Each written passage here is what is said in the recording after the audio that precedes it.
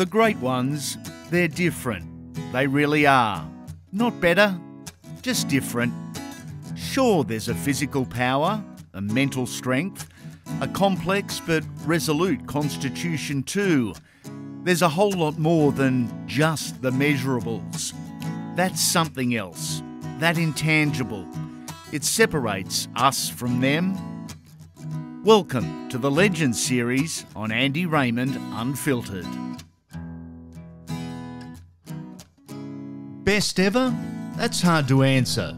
This one, he's always included in the question though. Carefree, brilliant, natural.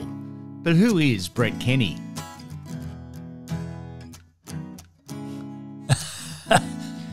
Well, I'd like to say superstar, legend, love machine, but I don't know, just a guy, average sort of guy that enjoyed playing his rugby league, and admittedly never really thought about where I'd finish up in the game of rugby league. And as a young bloke, like everyone, you have your favourite team. South was my favourite side, and used to follow them. And then sort of as I got a bit older, I sort of understood a little more about the game and how you play for certain clubs in first grade, and realised that Parramatta was the club. I was playing for Guildford in the Parramatta junior area, and realised that that's the club I got to go to.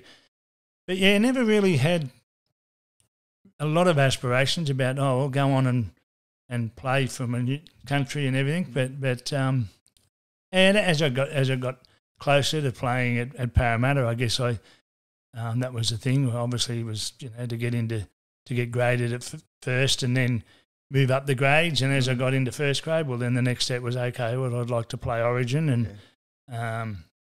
was able to achieve that, and then go on and play for Australia. But yeah, just wanted a guy that just enjoyed playing football. I guess I love my sport. That was a big thing, and in a lot of ways, it probably didn't help me a lot as far as work was concerned. Yep. I mean, if I had the choice and they said, well, you either go to work today or go and play football or go and do something involved with sport, that's what I'd do. Yeah. And I guess in a lot, as you get older, I'll be 60 this year, and you start to realise, if I hadn't have had that thinking back then, maybe I might have done a lot more away from football than what I have. I've had quite a number of jobs, and I guess I've always wanted to remain involved with rugby league. Had some opportunities with coaching, and coached at Penrith for 3 years. Won a competition in 2006, and for some reason was told I wasn't required the following season. 2010 coached at Parramatta as reserve grade, when Wenty, and same situation, made the finals, didn't win the Premiership, but made the finals. Again, wasn't required the following year, so that was a bit frustrating. But yeah, I just enjoy my life. I'd like to get on with people. A lot of people sort of find it hard to believe that I could just go down to a pub and be drinking with blokes and, just to enjoy myself. And I said, well, that's what I do. I'm no different to anyone else. And I think that was the way we were brought through the club at Parramatta with the coaching and obviously the senior players that played there, was that as a young bloke, you never got too far ahead of yourself. And then you realise that, it was only a sport, rugby league, and while I was earning good money at the time, it was nothing compared to what they do today. But when you think about it, we used to say, well, I'm no better than the guy down the road or a doctor in a hospital that's actually saving lives, and all I'm doing is playing football and getting paid for it. So it brought down to earth a little, and I guess that's the way I've been. Plus my family, my mum and dad always kept me level-headed, so that was a good thing. On that, how do you stay grounded when someone says you're the best in the world at what you do? You've been labelled the best footballer in the world. A lot of us are never going to experience that in any form of life. How do you stay grounded with such a huge rap? Well, I think, again, it comes back to the way I've been brought up. Yeah. Yes, I think it was 1986 I was awarded the Golden Boot Award. That's right. As the best rugby league player in the world. My mum and dad. Yeah, so what? You know, it's a great achievement. But still, you know, you've got to do this, you've got to do that, you've got a family, you know. So in a lot of ways that was a good thing. And I guess very fortunate with my dad in particular. Like, he played baseball and he was, I mean, my dad and my uncle were like, I guess, the chapels of baseball. Yep. Everybody knew who they were. He played for Australia, so he obviously had an idea of what I might have been going through when I'd reached that level. And so he made sure that I never got too far ahead of myself. So I was very fortunate with my family to be keep me level-headed, plus the people around me. It was always great. It's nice to have people say you're the best in the world and it's some sort of achievement, you know. But at the end of the day, I was the best in the world. But I think that was for 1 year, because I think 1987 I didn't have a great year on the football field, and that, I think that's another thing that sort of made me realise that, you know, 1 year you're the greatest in the world, and after that you're really just another footballer, and so that was a good thing about it too. You know, I guess if I had have gone on and had another great season, mightn't have helped too much. But I think a couple of things, as I said, family, friends, and also the season I had in '87 probably made me realise that you're only good for one season and that's it.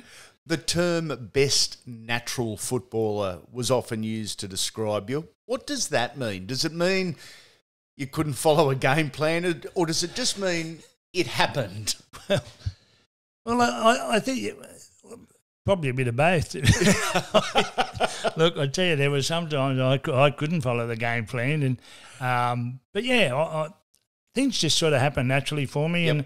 And as I mentioned, my dad played baseball, and it was just a natural progression for me as a kid.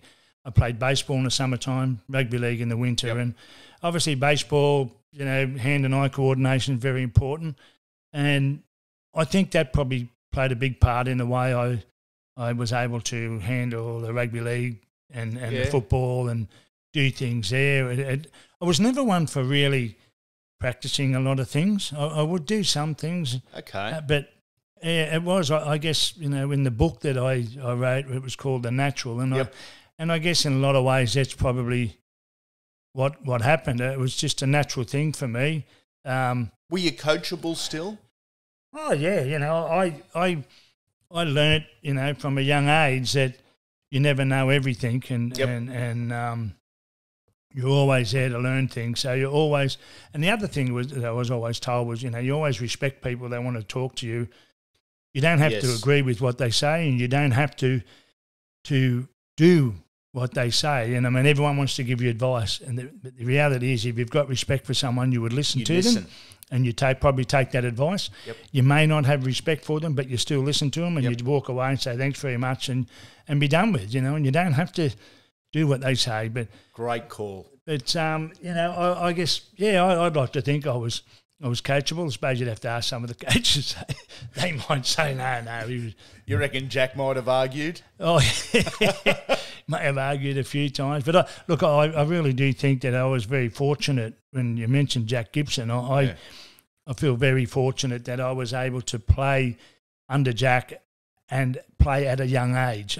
Jack came in 1981 at Parramatta, and I was 20 years of age, so very easily influenced on things. And I've always said, not only was I a better player, I think more importantly I became a better person playing under the coaching of Jack Gibson. People say that about the great coaches. They become better footballers, but they become better young men. And as you said, very important.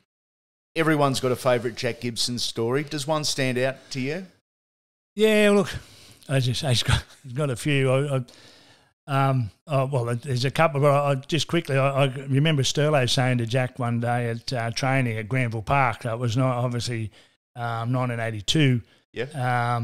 Cumberland Oval had been burnt down after the 81 grand final, and we're training at Granville Park, and Sterlo said to Jack, you know, for the last few weeks he'd been struggling with his kicking game. He hadn't a problem getting the kick away, but he seemed to be catching the fullback on the full or the wingers on the full. He couldn't sort of hit the ground, and he asked Jack, has you got any tips? And Jack said, well, you know, the best tip I can give you is kick to the seagulls. Now, you look around at we're out at Parramatta and you think, seagulls, where the hell are the seagulls? So anyway, a couple of weeks later, we're playing in the finals at the Sydney Cricket Ground, and we're inside the dressing room looking out, watching a bit of the reserve grade game, and suddenly everyone sort of at the same time went, oh, look at that. There were seagulls on the field. Where the seagulls were, there was no players, and thought, well, that's what it was. And I mean, that was the sort of case. I've always classed Jack Gibson as a cryptic coach. He didn't necessarily give you a straight answer. You had to think a bit about it, and, that was the way he was. But the other one was he always used to say to us, if ever you're going to be late for training, ring someone and let them know. He used to also say, make sure you keep 40 cents in your pocket. And for all those young ones listening in, that 40 cents used to be the cost of a phone call. We didn't have mobile phones. That's right. And one night at training, we were all there. We were out on the paddock ready to start our training session, and Dave Lydiard was running late, hasn't rung anyone, raced down onto the football field. And at Granville Park, we trained, first grade trained on the main field, and there were 2 fields up on a higher level. Yep. So Dave's run down, had a talk to Jack, and the other thing Jack used to say was, if you don't ring anyone and you do get to training late, make sure you've got an excuse that I've never heard. And he said, but I've heard them all. Obviously, the excuse that he heard from Dave Lydiard, he'd already heard of. And he said to Dave, look, can you do me a favour? He said, go up to the top oval there and get the boy Atkins from reserve grade, who was Graham Atkins, who played on the wing. Dave said, yeah, Jack, no worries. And as he started to run off, Jack said, oh, by the way, when you get up there, just introduce yourself to Coach Money, who was a reserve grade coach. So in other words, you've just been dropped. Yes. Yes. He had some great stories, Jack. Atkins into first grade. You can meet John Money because that's where you're playing at 1:30 on the weekend. Yeah, exactly. Love it.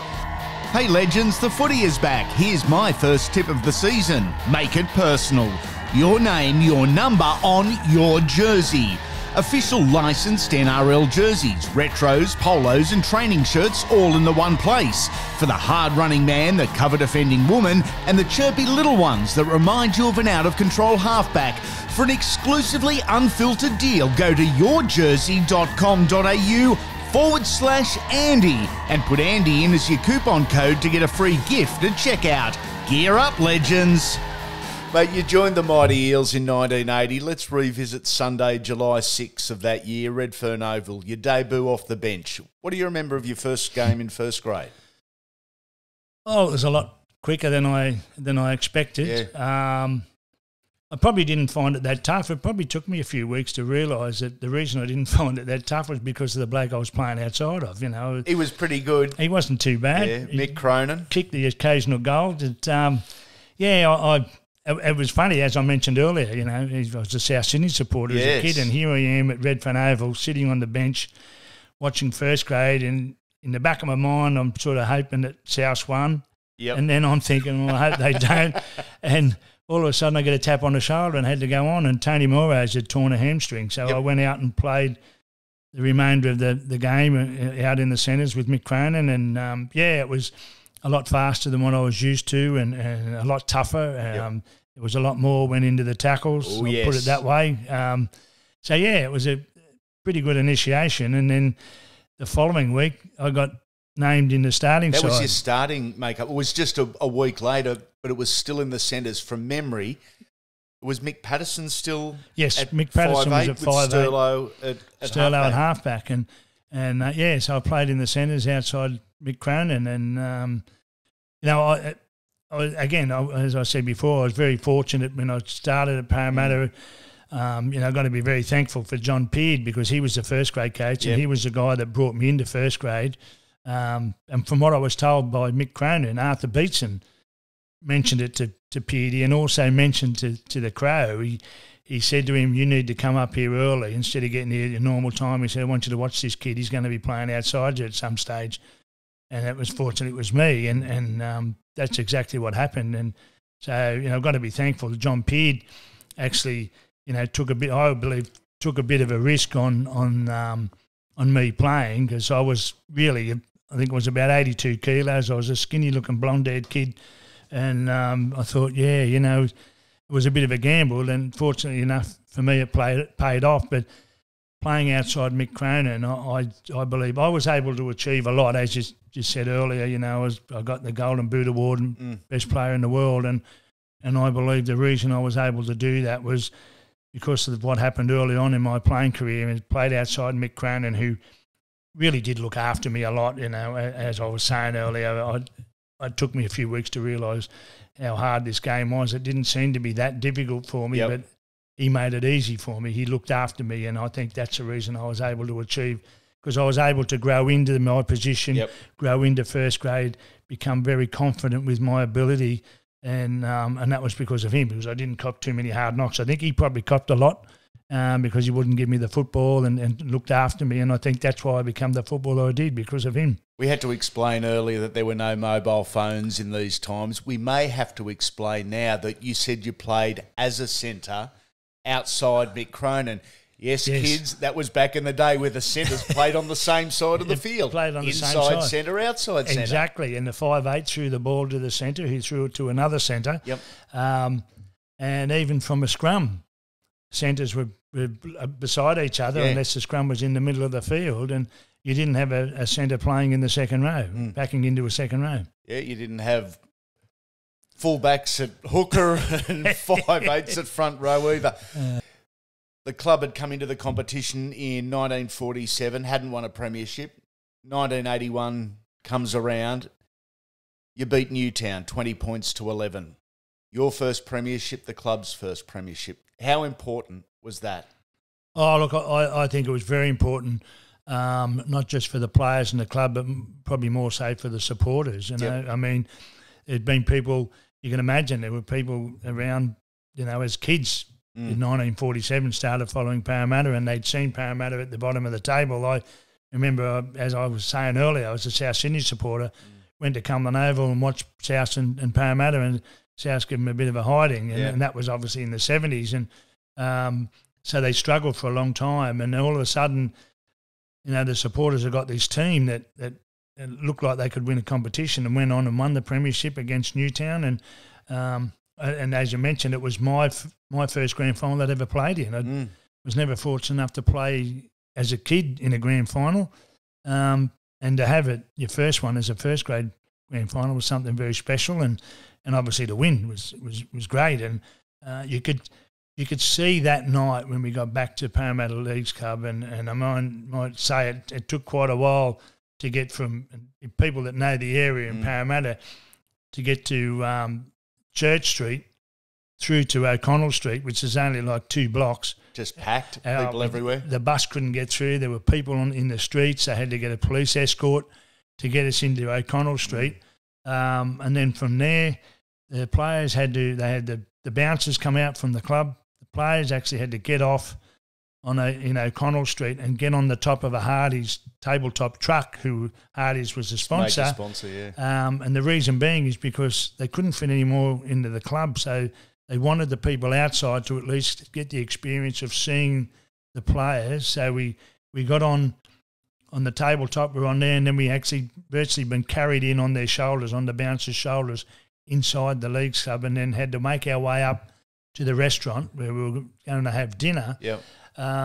So dinner got served, and we no sooner finished, and word come down that you guys are going to have to get upstairs to the auditorium. And you could see while we were eating, you could see the ceiling in the restaurant was moving, and it's, what's going on? And it was the people upstairs were stamping their feet, wanting to see the players. So we celebrate, yeah. Yeah, so we got upstairs, and it was amazing. I'd never seen anything like it before in my life, and standing up on the stage, and here I was, 1981, I was 20-year-old, as young blokes do, you're looking around the crowd, seeing who's in there, all the girls. Yes. And so anyway, I actually spotted a girl, and she actually fainted.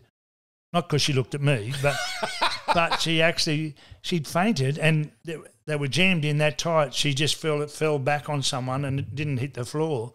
Wow. And I sort of saw it and pointed it out, and they came in and grabbed her and sort of brought her to. But, it was just a massive, massive night, and I think probably around 3:30, 4 o'clock in the morning, before the players could actually sit down and just go through what we'd actually achieved. Do you realise how important rugby league and sport can be to the community with something like this? I mean, that's a super story.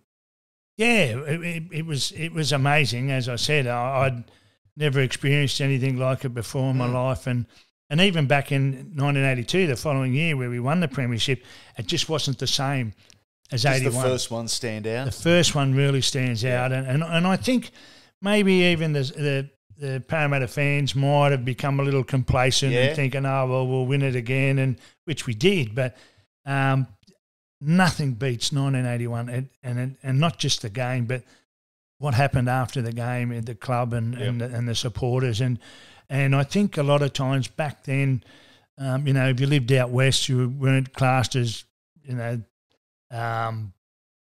quality sort of you're people. A Westie. You're a Westie, and I think all of a sudden now they're able to turn around and say to people, well, we might be Westies, but we run the competition, and it sort of helped. I think it helped everyone's feelings, and they felt a lot better about themselves, that they had a great rugby league team. Premierships in 1981, 1982, 1983. In 1981, I think most of rugby league and rugby league supporters knew how good this side could be. But I think you even surprised a lot of people. Did it surprise you how dominant the Eels were for that period? Yeah, I guess it did. We were like everyone else. We thought, we've got a very good side here. I believe because of the coaching and the experience of the senior players, the Stephen Edges, the Mick Cronins, Ray Prices, Ron Hilditch, Bob O'Reilly, Kevin Stevens when he came to the club. I mean, these guys had experienced grand finals before. They knew what it was like to win, not to necessarily win a grand final, but to play in grand finals and how tough it was to get there. So I guess they, in a lot of ways, believed that they had a good side here, and there was a lot of good young players in the team, and they knew this is what we've got to do to keep these guys level-headed and not get too far ahead of themselves. Plus the coaching staff, and it's not just the Jack Gibsons and Ron Massey's, but also the John Moneys who was coaching first grade, coaching reserve grade and went on to coach first grade, but he had a lot of influence on some of the plays that we did in first grade as well. So it was a very good squad of people, not just players, but coaching staff and players included. And I think that's why we were able to sort of go on and win the next two competitions. Plus we all got on well together. We used to socialise a lot together, and I firmly believe that's one of the big reasons why we did win those competitions, because it was like we were a family. And, you had the older guys who were like the older brothers and us young blokes there. But we used to socialise all the time. I remember Ray Price, every New Year's Eve was at his place. Everyone was there. We were, in a lot of ways, you'd look back at it now and say, he kept us all together. He used to threaten you if you were talking to another club. Did he really? He would threaten you, He'd let you know that he would get you if you went to another club. So we all sort of, stuck together. But I think, that's one of the big reasons for the fact that we all got on well together and we're like a family. On part 2 of the Brett Kenny story, we talk about his teammates, the good, the bad and the stories from that wonderful Eels side of the 80s. Before you go, we'd love a 5-star rating and review on the app you're currently listening on, as we continue to spread the word about the Unfiltered podcast. Make sure you come back soon, legends.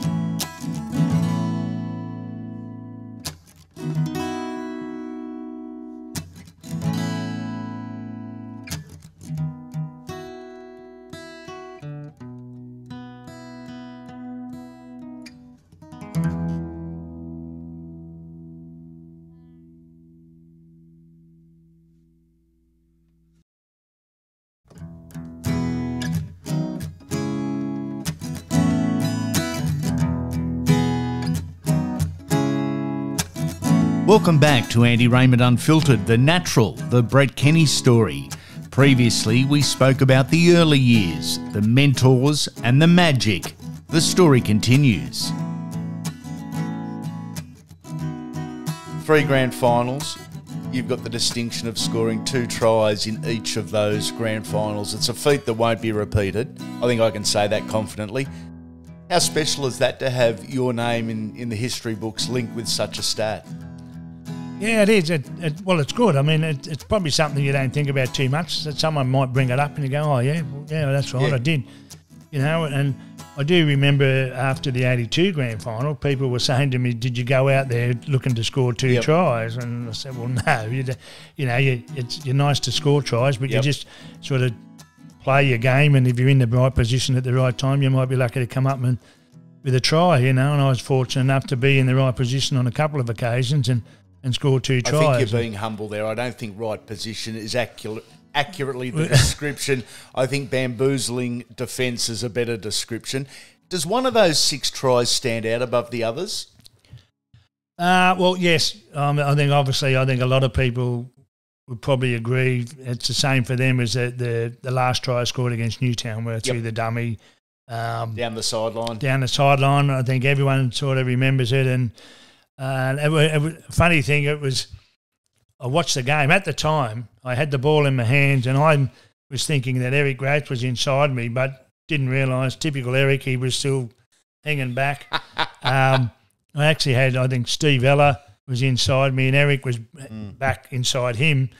And I thought, got the ball in my hand, saw Phil Sigsworth there at fullback. I thought to myself, okay, I'll have a shot at this. Yep. And if he doesn't fall for it, I believed at the time, I had plenty of time to then offload the pass. Yep.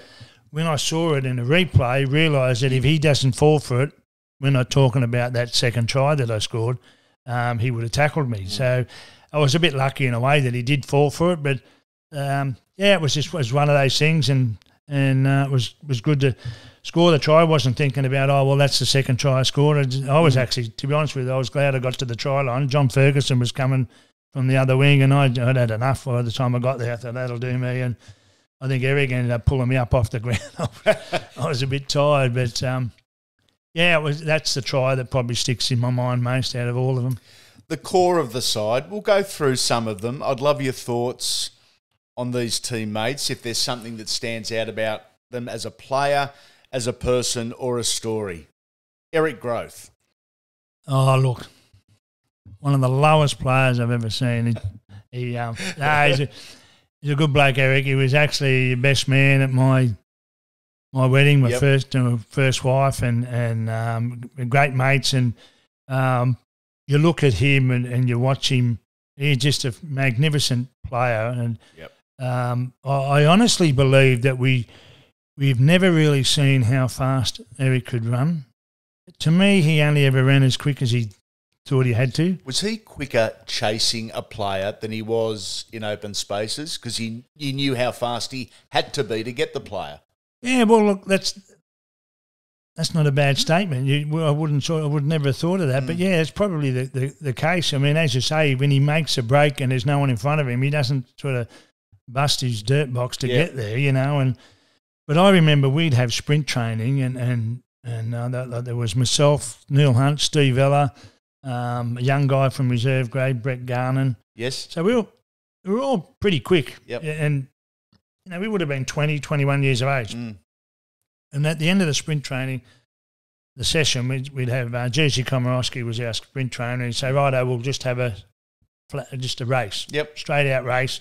Start properly, and away we go. So off, he just goes ready, set, go, and we take off. And, look, we're all going as quick as we could. And then you look to your right, and here was Eric looking at us. And then he just sort of thought, well, we're getting close now, and just beat us by 2 or 3 metres. Really? How the hell does he do that? And for a man his size and to be able to run as fast as he could, it was just amazing. And, I mean, people that have seen him play could see the damage he used to do to the opposition. I don't know whether he could play in today's game. He wasn't one for jumping in the air and scoring tries. He was he'd rather take the shortcut and just run over the top of you. Yep. But, dynamic winger and off the field, a great bloke. You'd want to be with him. You have a lot of fun with him and that. And, it just but a magnificent rugby league winger. What about the great Mick Cronin? Well, what can you say? I mean, he's one of the greats, and as I mentioned before, he helped me a lot in my first grade or first year of first grade, and he was one of those guys. I remember watching Mick play when I was a young bloke, and he was playing in the centres with Steve Rogers for Australia, and I always believed that the perfect centre was someone that was as big and strong as Mick Cronin, but as agile as Steve Rogers, you know. Great combination. Yeah, and the Crow, he's a very humble man. You just don't hear him talk too much about himself, and but he was a great player to have, and I think all of us guys that played around him, whether it be inside him, outside him, behind him, all realised just how great a player he was and how big an influence he had on our careers. And for me, I believe that I was able to achieve what I achieved in the game because of the early start I had playing outside Mick Cronin. Was he a good leader of men? Oh, yeah, you know, and he never got too carried away with things. Yep. He was very sensible with things he used to say. Never got too excited, and you know, he was very calm with a lot of things, and I think that was a good thing for us guys, us being young and being very, I guess, immature when it came to playing first grade rugby league. To have someone like Mick Cronin around and looking after you, he was like the conductor of an orchestra. He would just say, "You go here, you go there," and we were like little pups going, "Yep, okay, where do you want me?" And he'd tell you where to go, and off we go and do it. What about Steve Edge? Oh, look, Edgy was a great captain. A lot of people might say he probably wasn't the greatest hooker in the world, but I think for what he might have lacked in some ability in some areas, he was a great captain. And again, he was a guy that was very calm and knew what we had to do, made sure you did your job properly. Yep. I mean, he was no bum of a hooker. I mean, he played for New South Wales, and so he was very good, you know, that way. Yep. And probably, you know, didn't play for Australia, and that's probably why people think, oh, he wasn't that good. But he was a great captain and the type of guy that just, again, kept everyone together on the football field. And there were instances in the game where I know myself, I was sort of panicking and thinking, what are we going to do? How are we going to do this? You know, and he'd be there saying, righto, do this, do that. I remember Sterlo saying one day we had a game and Sterlo, they're kicking for touch. Mick Cronin was kicking for touch. We're working out what tap we're going to do, and Sterlo's called a certain play, and Edgy said, no, we're not doing that. This is what we're doing. Sterlo said, yeah, but no, this is what we're doing. Wow. We scored off that play.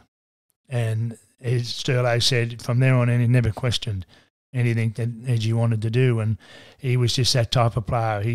He knew his players, he knew what we were capable of, and but he was a guy that was very calm and an ideal captain to have in the team. What about this guy? I've got 2 points about him. I think the most underrated footballer that I've seen, and I also think he'd be the most effective under the new rules. The zip man, Stevie Ella. Oh, yes. Yeah, look, you know, when you consider, like, if you go back and think about his career and how he injured his knee, and I didn't know much about him. He missed 18 months of football after his first or second game. Yeah. I remember him telling me the story where he played under 18s for New South Wales and Jack Gibson was the coach. And he said that's the reason he got brought back into first grade when Jack took over, because Zip missed the 1980 season and part of the 79 season. And his knee was just an absolute mess, and they thought he'd never play again. Yeah. And it was Jack took over in 81, and he knew of Steve Ella, knew what he could do. Put him in reserve grade. He started reserve grade, then was taken off. He couldn't work out why, because he was then sat on the bench in first grade, put straight back into first grade, and from there on in, that was it. Stayed there, but he was a great player, and a lot of people don't realise he was never a big, huge sort of player. No, what would have Zip been? 82 kilos wringing wet? Probably 82, if that. And a great defender. Yep. And one of those, and, you know, quite quick, but probably not as quick as Eric. None of us were as quick as Eric. But would have there been anyone quicker over the first 10 or 15 metres than Zippy? No. Yeah. And the thing about it too is, you know, they talk about guys, you look at blokes like Brad Fittler who had a sidestep and you say how good he was with his sidestep, but even Freddie had to slow down a bit and then step. Zip never did. He could run full speed and step, not a problem. And I remember a game at Belmore Sports Ground, we played Manly. Paul Vaughton was actually standing behind the defensive line. He must have been having a breather or something. And Zips picked the ball up from dummy half and taken off, got through a hole, and he stepped Paul Vaughton at speed, and Paul Vaughton fell over trying to keep up with him, try to read it. He actually fell over because Zip stepped that quick. And he was also a very good hole runner. Yeah. And, you know, you could – and playing at 5'8", it was great to have him out there knowing that if I can get across and sort of look at a hole and see it, he would always be there. And you just pop the pass and away he'd go.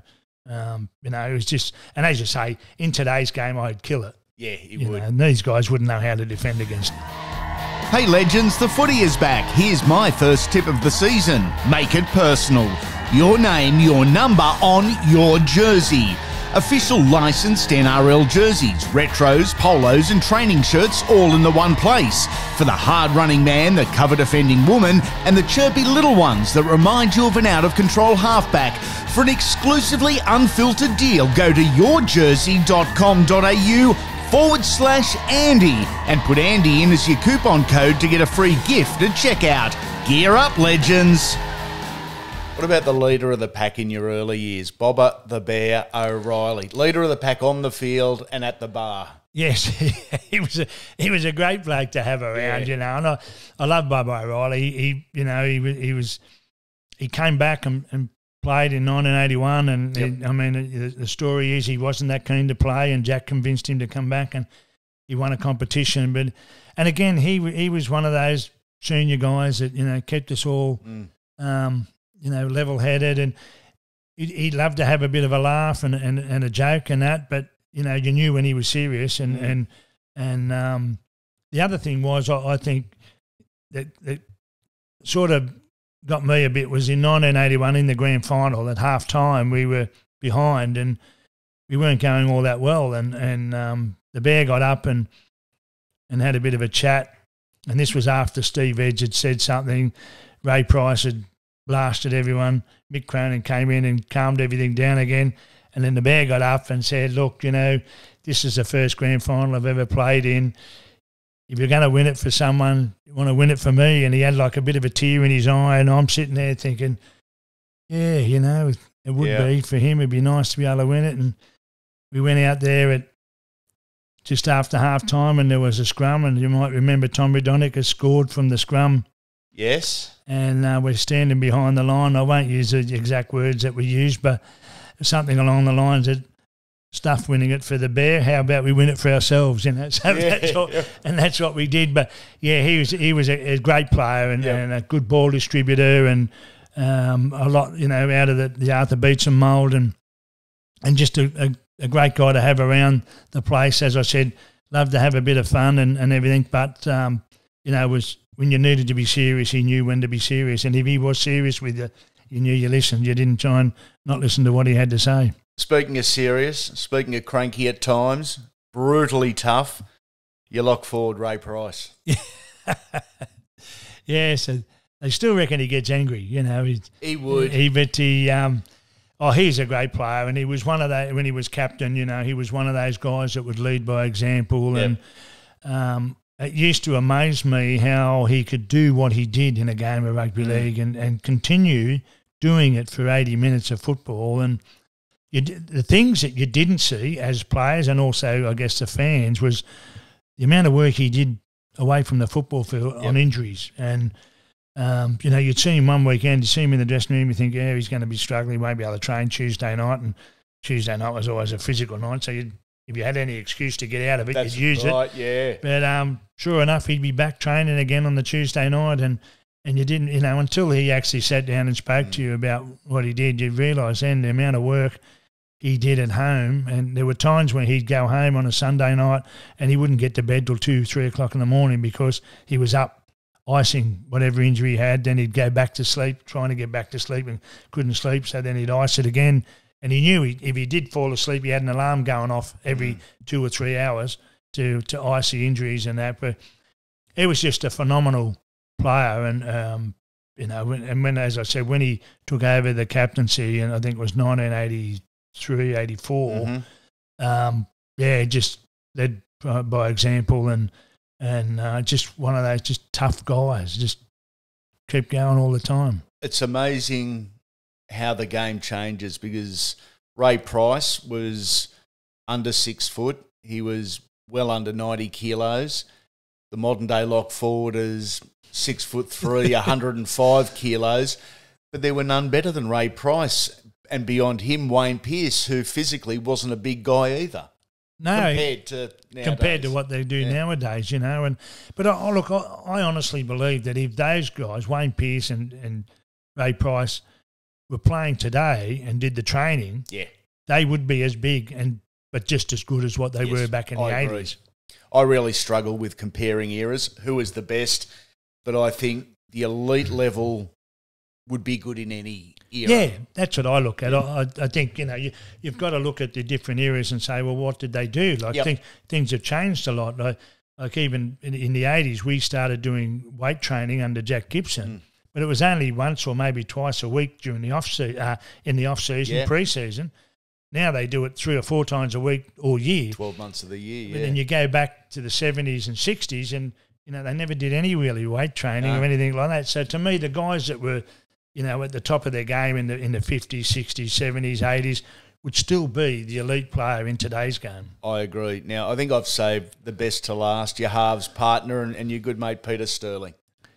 Oh, look, he was, without doubt, I've always said he was the greatest halfback I've ever played with. Yep. And look, I think too, probably the longevity was the thing, playing with him at club level, you know, play week in, week out. Obviously, is another thing that helps. You play some rep football. I mean, I played with some great halfbacks, Steve Mortimer, Mark Murray. You know, these guys were great players, but I've only played with them at representative level. Yep. But still, I've played at club level and representative level. Played against him a couple of times in City Country, and then obviously over in England, the Challenge Cup, and you could see what he did. He almost won the game for them, for Hull, and you know, he was just phenomenal. It's the things he could do in a game of rugby league, and they talk about Andrew Johns and, you know, being a great player and becoming an immortal, and I think, geez, you know, very hard to go past Peter Sterling, you know, not being an immortal, and you know, he had everything. I guess the only thing he didn't do was kick goals, and realistically, he didn't have to. Like, we had Mick Crane and Steve Ella could kick goals, that's right. And people used to talk about me not having a kicking game in general play, and I said, well, I didn't have to. I had Peter Sterling, Mick Crane and Steve Ella, who we didn't all want to have to kick and stand back and watch. We all, you know, one of us had the chase, and that was me. But Sterling, there were games where I'd make a tackle and I'd get up and I'd slip back to the short side to have a bit of a breather, and there was Sterlo on that side as well, and I can hear him breathing. He was really breathing heavy, sucking them in, and next thing he'd take off to the open side because the team was look like they were going to make a break. Sure enough, he'd be over there making the tackle the next play, and I'm thinking, I just don't know how you could do it, you know, and that was the type of player he was, and always thinking ahead, and he could read the game really well, and he's just one of the greats of the game. Mate, you were very different footballers, yourself and Peter Sterling, but as a combination, you complemented each other, I thought. Do you agree? Yeah, but it was one of those things, I guess, I guess you could say we didn't rehearse a lot of things, you know, but I guess because we played alongside each other for long periods of time, we sort of got to know each other's. It was like an instinct. We knew, like Sterling could have the ball in his hand and start drifting across the field, and he'd be looking at the defence, and then at the same time, he sort of worked. He could tell when I was going to start coming back inside. Then he'd turn and look, and sure enough, he'd slip the pass to me coming back inside him, and we just seemed to have that knack of knowing where we were going, what we were going to do, and even at times he'd put a little grubber kick through, and either he'd get it, or if he didn't get it, I was close enough to get the ball. And a lot of times I think he looked to see where I was on the field on the fifth tackle, and say, well, kick it to that side because he's got more chance of getting up above everyone else than anyone else does. And I mean, that's why Eric wasn't jumping. Well, we knew Eric probably wouldn't even be there. He'd be back telling someone he'd lost his shoelace was undone or something, and he had to do it up. But poor Eric. And that was one of the things, with I guess, look, we spoke about how good the side was, and here we are now, I guess taking the piss out of Eric Grace, but we did that with each other all the time. Exactly Everyone in the team did it, and I remember talking to Dave Lydiard a couple of weeks ago and mentioned to him, saying, what, as soon as we all stop taking the piss out of each other, we're in a bit of trouble. Yeah, something's off. Something's wrong.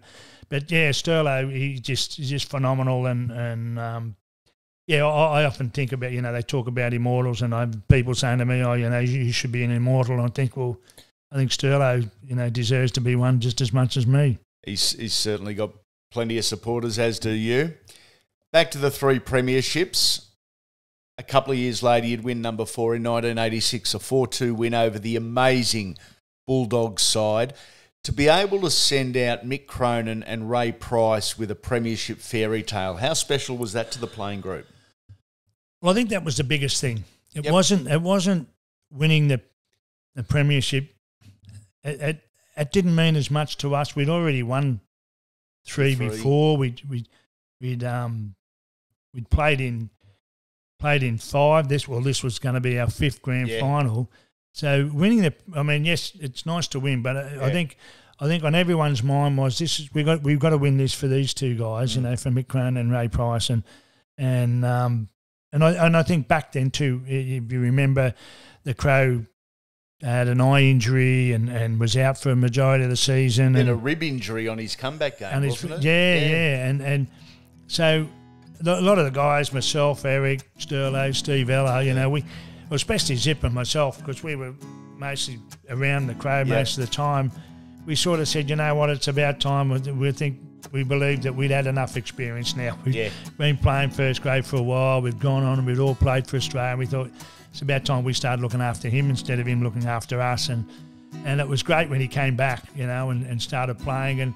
And again, we talk about how everyone got on well together and just take the piss out of each other. Well, we used to say to him, I think it was his left eye. So, and I'll throw it across past you and let Zip get it, and he can throw it back to you. At least you'll see it then, So we used to do things like that. But it was, him and Pricey, was such a big part of our team, and they both had done a lot for us younger guys, especially early on in the piece, and so it was just a great way to send them off. I mean, everyone would love to be able to finish their career winning a premiership, but it was something very special. As I said, from our, well, I guess I can only speak from my point of view, but I'm pretty sure most of the other guys would agree. It wasn't winning the grand final, it was winning it for Mick and Pricey. On part 3 of the Brett Kenny story, we talk about life after football and the reaction to the news he had cancer. Before you go, we'd love a 5-star rating and review on the app you're currently listening on, as we continue to spread the word about the Unfiltered podcast. Make sure you come back soon, legends.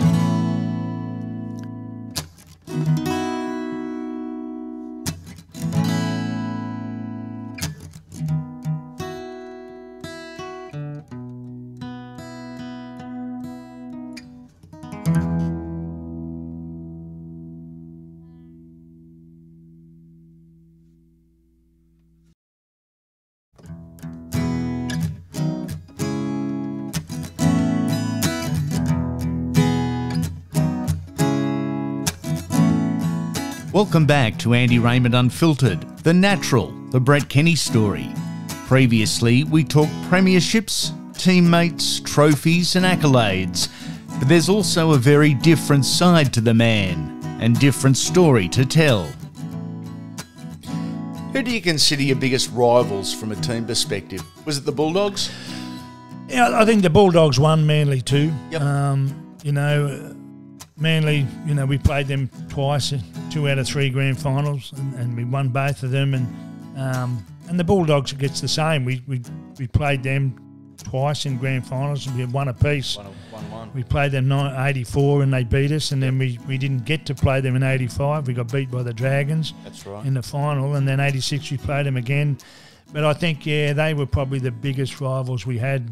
And I think Manly too was slowly had a lot of older guys was starting to retire, and so they were in a bit of a change as well, where the Bulldogs are a lot younger, and I think they were probably our biggest rivals. As I said, they won, Manly obviously too, but when you go back and look at that era, there were so many good sides. And, you know, you had some teams you'd probably say, oh, they were a great team, but there were other sides that, like, it was feasible to say there could have been 4 or 5 teams in that competition that you could safely say could win the competition, could win the Premiership, where in today's game you're probably looking at 1 or 2 teams and saying, that's it. So that it's between those two and that's it, where, you know, like you had, as I mentioned, the Bulldogs, Manly, St George. The Dragons were always there or thereabouts. Thereabouts. The Tigers were there for a while. You know, South Sydney. So there's 5 or 6 teams there, and you could safely say that, you know, you could pick one of those teams and you might win the competition with them. Individually, 1-on-1, who was your biggest rival?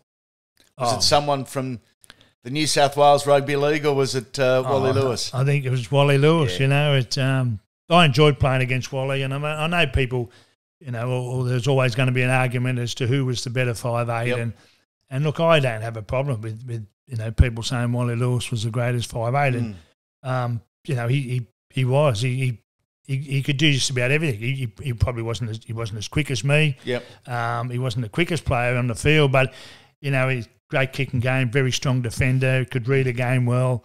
And I enjoyed playing alongside Wally. I mean, did you get up for those games? Oh yeah, you know, really enjoyed it, and we had a great time. You know, we used to have a great time playing against each other in Origin. We'd have a beer after the game, and, you know, we'd just talk about things, and we used to laugh about, you know, things people were saying, you know, oh, he's a better player. No, he's a better player. It depends on which side of the border you come from. But I'm just happy to be mentioned in the same breath. You know, when you think about it, that era, there were blokes like Terry Lamb.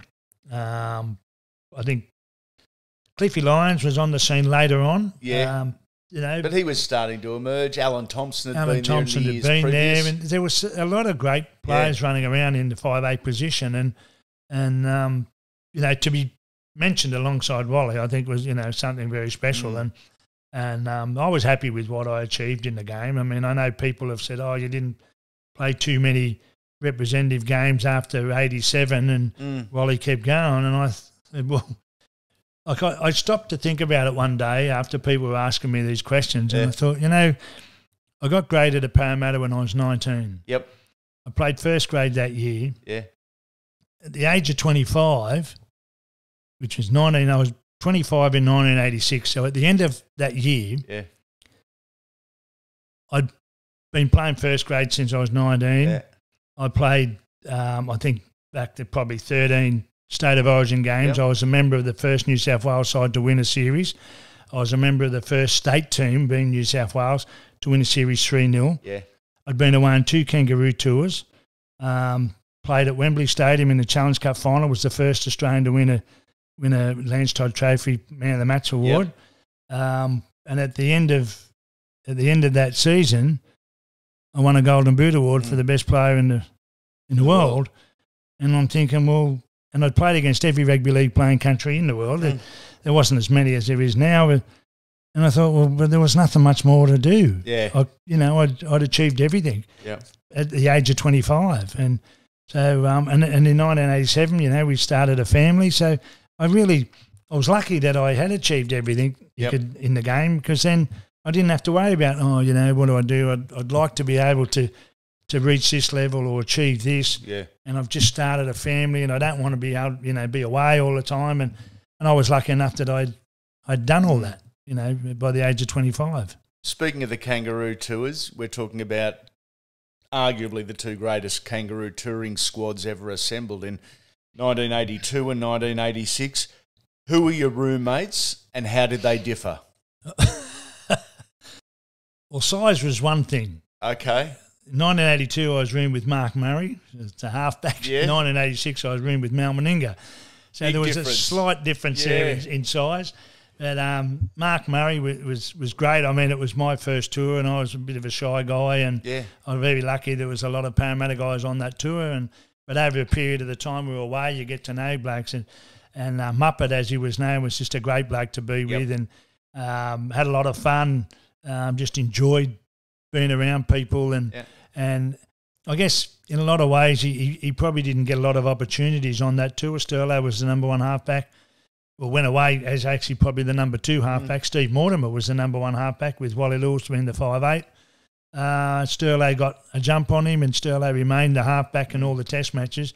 So then you had Sterlo, you had Steve Mortimer, then Mark Murray. So he probably didn't get to play a lot of games and probably just enjoyed, the social side Kangaroo tour. Of the Kangaroo tour.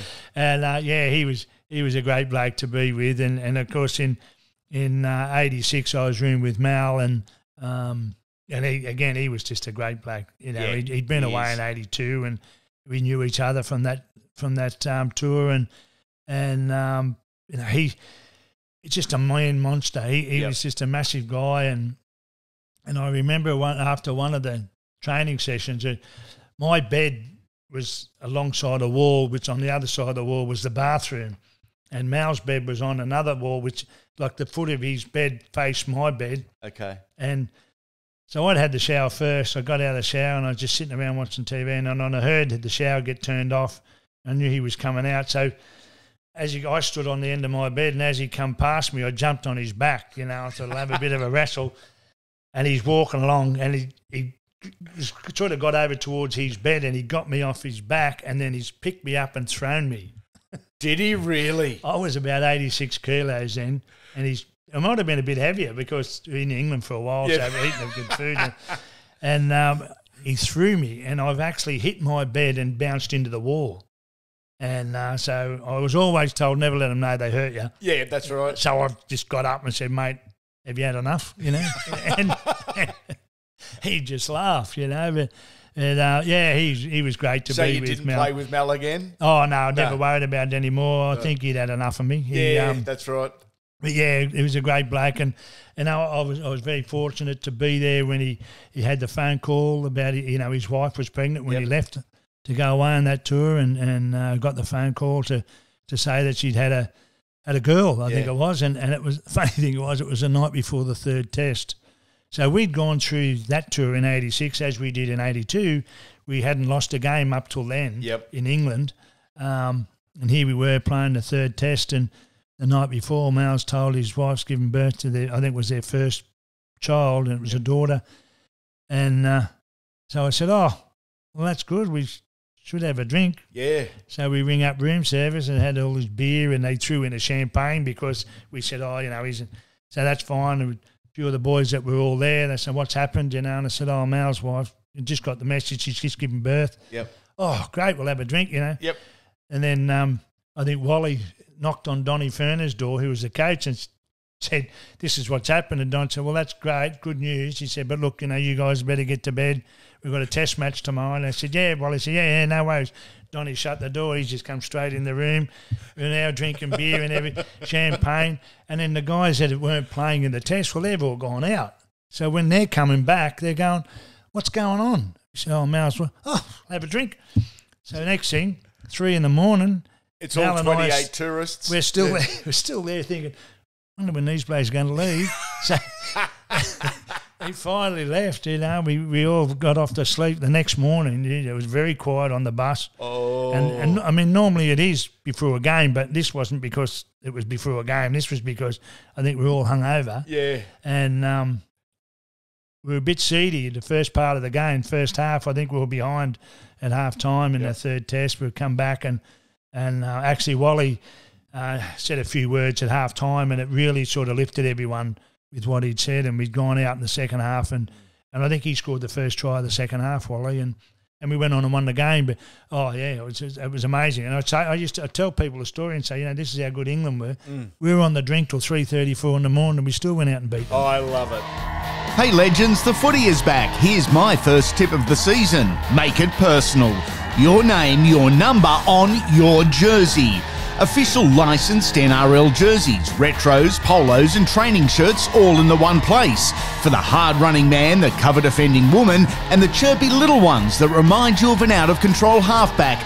For an exclusively unfiltered deal, go to yourjersey.com.au/Andy and put Andy in as your coupon code to get a free gift at checkout. Gear up, legends!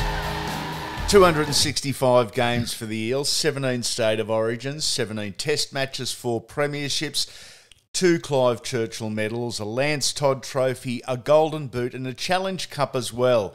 1985, playing for Wigan against Hull, a win at Wembley, a win against Hull and a win against Peter Sterling. In front of a crowd just under 100,000. An amazing experience it must have been. Oh, it was okay, It was but no, really, it was. You're a dickhead. it was a phenomenal experience. Yeah. We had, and as you say, we had Peter Sterling and John Muggleton were playing for Hull from Parramatta, and there was myself playing for Wigan, but we also had John Ferguson. Chico was playing for the Roosters at the time, and part of his deal was he played until he had to come back for pre-season training, and he started the season with the Roosters, but if we made the final of the Challenge Cup, he came back, which he did. And obviously I'd never played in front of 100,000 people before here in Australia, and to be there, and at Wembley Stadium in particular, I mean, it's obviously been knocked down, rebuilt now, but at the time I had only ever seen, I remember watching Craig Johnson playing for Liverpool, scoring a goal in the FA Cup final at Wembley Stadium, and never really imagined that I'd ever play there, but I thought, what a magnificent place it was. It looked to be great, and it was. I mean, it lived up to all expectations. I remember going into the change rooms, and there was tiles from the floor to the ceiling, and I thought, gee, we've never had change rooms like that out here, and they were mad on baths. They had a couple of showers, but everyone used to have a bath, and the bath looked like a diving pool. Wow. It was amazing, and I'd never seen anything like it before, and I mean, even as far as like playing in England for a club like Wigan, I can imagine it was for all the clubs. You've got to remember this was 1985. Yeah. Back here in Australia, at Parramatta, we received a bag to put our gear in. We received shorts and socks. So you'd walk into the ground with a bag with your shorts, your socks, your boots, and usually a little bag with shaving gear and whatever, and your mouth guard, and obviously Speedos. And then that was it. And you'd go in and they'd have the jersey for you. And so you brought everything yourself. Over there at Wigan, I used to walk into the ground with a shaving bag. That's all I had to do. They actually took my boots off me, and they used to polish. I said to the bloke after the first week he polished, I said, mate, I don't polish my boots. Don't even bother doing it. Just take them and, So I'd walk into the change rooms and my boots were on the floor. My shorts, my socks and my jersey was on the bench, on the seat, just waiting for me, and just go in and get changed. Everything was done for you. Wow. And then when we played at Wembley Stadium, we were given a suit. So we used to wear shirt and tie to every game, and whatever sort of pants you had. When we played at Wembley, we were provided with shoes, a suit, and just wore the shirt and tie. And then, Wembley Stadium, you got the dressing rooms were, I guess you'd say, at the front of the grandstands. Okay. Not the ground level, but the entry into the ground. So then when you came out, you went out in numerical order. So you were standing against your opposite player, and it was just a long tunnel. So you looked ahead and you could see a little bit of light. And as you walked along, obviously deathly silent, no one was talking, walking up the tunnel. And then as the ball boys, and then you had your club official, and in our case it was Maurice Lindsay. Yes. Once they appeared out of the tunnel, the crowd just erupted. Then you obviously knew the players were following. Yeah. And when you walked out, it was just deathly noisy. It was you Wow. you couldn't hear anything else other than people screaming and singing, and when you looked around, like Hull were black and white, Wigan were red and white, Yeah.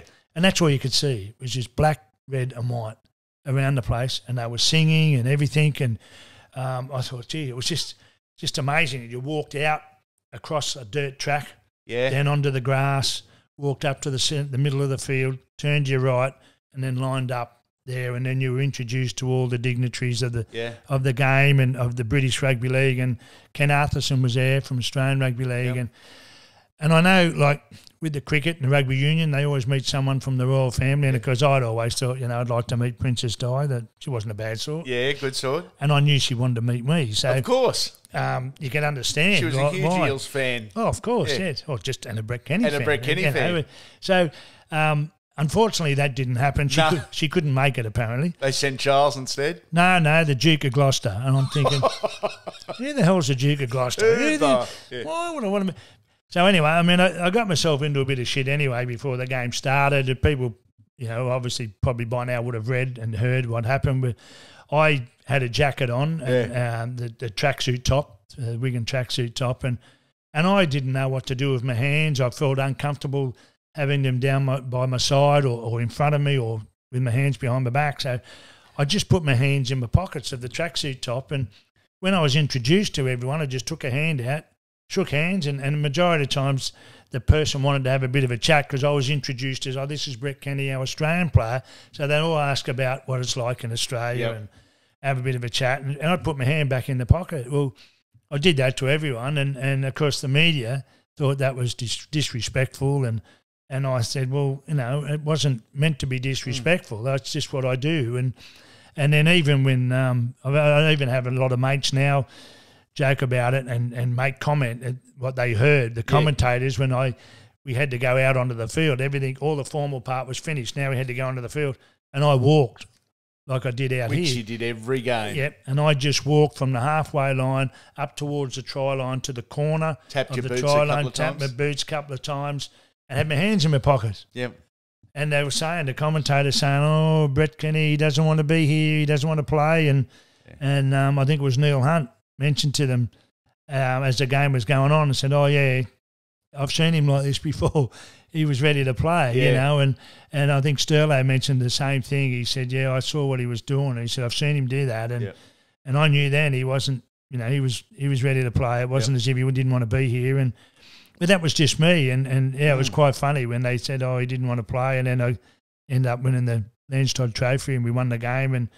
And it was a magnificent feeling to walk away from there, having won a Challenge Cup final. And we actually, I think it was a day or two later, we went back to Wigan and we had to go to Central Park, which it was then. Yep. And they took us up into the boardroom, and the boardroom opened up onto a balcony which looked straight out onto the field. And I'd never seen anything like it before. There was that many people that you couldn't see a blade of grass on the field. It was just people everywhere. Wow. And the club were great to me, and they invited my mum and dad over to watch the Challenge Cup final at Wembley. So they flew them over. And a couple of days later, I had to drive them to the airport. So it was actually the day we got back to Wigan. And so then I've had to leave the ground and get a police escort out of Wigan to get through everyone. It was just phenomenal. Jeez. I mean, I thought 81 out here at Parramatta was phenomenal, but that was just incredible. But yeah, I certainly had some great experiences over there, and it was my first taste of being a professional footballer because I never had to work. I just got paid a weekly wage, and it was good. Mate, post-footy, you learn illness and cancer doesn't care how old you are, who you are, or how good a footballer you were. You were diagnosed with non-Hodgkin's lymphoma in 2017. How hard was that news to hear? Yeah, it was tough, and the thing was my second wife, her son, so my stepson, Riley, had broken his neck earlier on in the year and was at Westmead Hospital at the time. And, it was pretty tough. My daughter was pregnant with the first child, and I found out, that I had this cancer, and obviously, like everyone, I guess, would be, once you hear that C word, you think that's the end of your life and you're finished. And I'm not embarrassed to say that, that night after I'd been to the doctors, we were in a unit next to Westmead Hospital, and I cried. I just laid in bed and cried, and finally went off to sleep and got up the next morning, and I had an appointment to go and see the specialist. And once I'd been to the specialist, I was fine. She was very good at the way she explained it. Okay. Said to me, look, what I've got is not the end of the world. Yep. 99.9% of people that have this survive and get through and live a long and normal life. But I had to go through all the chemo sessions, and that's when I started to lose my hair, but then I started to look a little bit like Bruce Willis. So it didn't really matter. I don't mind the bald look, mate, trust me. And it certainly shaves on the shampoo, Yeah, it does. And the brushes. It was a pretty tough time. As I said, my stepson at the time, had broken his neck. So I didn't sort of say anything. We had a fundraiser for him up here on the Central Coast, and I knew then, I knew before that, what had happened, and I said to my wife, no, I don't want to say anything because this is his night, we're trying to raise money for him and that. So I didn't say anything, and then it was one of the girls that she worked with mentioned to her and said, look, they had spoken to Ray Hadley on a number of occasions. I think they actually organised for Ray Hadley to come up and host the fundraiser for Riley, and she said, ask Brett if you would mind if I'd mentioned it to Ray Hadley now that that's all fundraiser was finished and everything. I said, oh, well, look, if you want to, can. So I guess that's when it became public knowledge, and I'm very fortunate. A lot of people. The thing that amazed me, and this was a good thing about rugby league, is you play a game like rugby league and it's like playing in a family, and I had that many people from opposition team supporters, Bulldog supporters, Manly supporters, send me messages and everything, and That's you think, nice, geez, people that you think, well, 1 minute they hate you, but if anything happens and you need support, they're there behind you, and that was, I thought, that's a good thing about the game of rugby league is a support that people will give you regardless of who you played for, and I was just amazed at it. But it's been a few years now since all that. I've had the chemo and everything, and now I've got to go and see the specialist, I think, in February. And health's good, Brett? So health's been good. I've been wheezing a little bit. And that's the other thing is that's what happened when I first found out. I was wheezing a bit. Okay. But I've been to the doctor and she said, no, it's not a problem. It's probably just the weather and everything. So there's that sort of thing that happens, I guess, because of the experience you had before. And I hope it's not coming back again. But I mean, it's always there. It's the tumour's always been there. It's shrunk, but it hasn't disappeared. Okay. So that's what the doctor said to me, or the specialist. She said there's always that chance that it could start to grow again. And if it does, she said, all we do is just look at how severe it's going or how quickly it's happening, and then we work out how much chemo and everything we've got to do. So fortunately, everything's been good so far.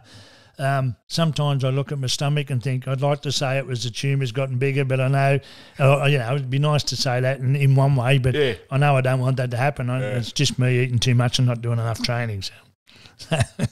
What are you most proud of in life, both in football and just as a bloke? Oh, I just think when I, first got married and having my 3 kids, very proud of what they've been able to achieve in their lives. And, as I mentioned before, my daughter's now got 2 daughters, so, I'm a grandfather twice now, and both my boys are with partners and married and that, and so, and they're all doing well for themselves, they've been very successful in what they're doing, and that was one thing I always sort of hounded them with, I guess. I played football, and yes, it was good. People, like when they were little kids, we'd walk around shopping centre at Castle Hill and people would be going, "Hey, Brett, how you going?" And I'd say hello, and the kids would say, "Did you know him, Dad?" And I was going, "No, I had no idea who he was."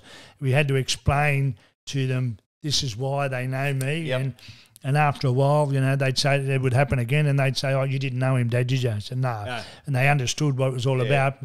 And I used to say to them, you know, I played rugby league and I was very successful at it, but it's not like working, you know. And I said, I've had a lot of jobs, and I said, you want to make sure you get yourself a trade or do something, you know, so that if ever, you know, you complete your trade and then you might go and do something else. But and they've done that. My youngest bloke, because he's a landscape gardener by trade. He's now just finished his electrician apprenticeship, so he's done that. My daughter's a school teacher, and my son works in one of the head offices for Woolworths, you know. And so I'm very proud of what they've all been able to achieve. I guess that's probably one of my proudest moments, is that when I've had all the 3 kids and I was there for every one of the births. The best I've seen, proud to have called your mate for probably 32, 33 years now. A wonderful career, wonderful life and story. Brett Kenny, you, sir, are a legend. Thanks, mate. And I think a lot of people regard you as a legend of the airways as well. So, it's, as you say, 30-odd years we've known each other. It's been great times, and I really enjoyed. We've worked together on Fox Sports, calling the football. Yeah. Really enjoyed that. We had a lot of fun, and I think that was what the good thing about it was. We tried to make it fun, you know, for everyone, and entertain, and it's been great, and I'm very proud to be able to say that you're a mate of mine. It's been good, and I've enjoyed doing this. We hope you enjoyed Brett Kenny, the natural, amazing footballer, amazing bloke, and mate too. Thank you for your ongoing support of Andy Raymond Unfiltered. Before you go, we'd love a 5-star rating and review on the app you're currently listening on, as we continue to spread the word about the Unfiltered podcast. Make sure you're following us on social media, Twitter, Facebook and Instagram at The Andy Raymond, then you won't miss a thing. The Legends series drops in time to start your working week. We get up close and personal with some of the biggest names in sport. The weekly Wodge is fast-paced, engaging, and the perfect way to get you in the mood for the weekend ahead. We chat with current and former players and coaches all things rugby league. Some footy talk, some fun too, and in any one episode you'll hear up to a dozen of the sport's best. On your weekend, the blast is a reflection, a look back at a career or a moment in time through the eyes of those involved. It's a short listen, a beauty too. Make sure you come back soon. Legends